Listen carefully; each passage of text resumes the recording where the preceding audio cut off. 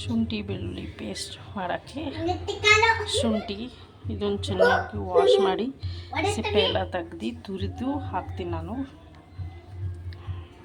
ಬೇಗ ಪೇಸ್ಟ್ ಆಗುತ್ತೆ. ಇದಿಷ್ಟು ಬೆಳ್ಳುಳ್ಳಿ ಡೈಲಿ ಬಿಡಿಸಿರೋದು, ಇದನ್ನು ಸ್ವಲ್ಪ ಚೆಕ್ ಮಾಡಬೇಕು ಚೆನ್ನಾಗಿರೋದು. ಇದು ಹಾಕ್ತೇನೆ. ಶುಂಠಿ ಬೆಳ್ಳುಳ್ಳಿ ಪೇಸ್ಟ್ ಆಗೋಕ್ಕೆ ಇಷ್ಟೇ. ಬೆಳ್ಳುಳ್ಳಿ ಬಿಡಿಸಿರೋದು, ಶುಂಠಿ, ನೀರು.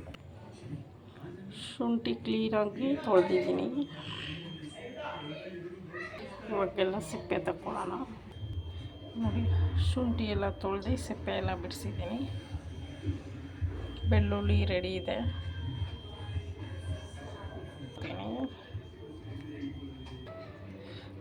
ಶುಂಠಿ ತುರಿದಿರೋದು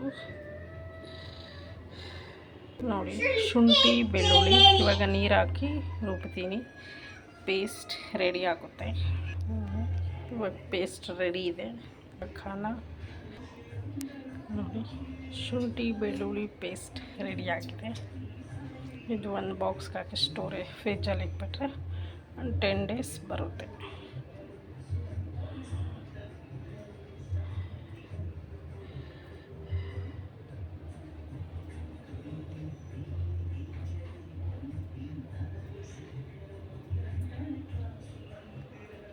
ಶುಂಠಿ ಬೆಳ್ಳುಳ್ಳಿ ಪೇಸ್ಟ್ ನೋಡಿ, ಅಷ್ಟು ಗಟ್ಟಿಗಿದೆ.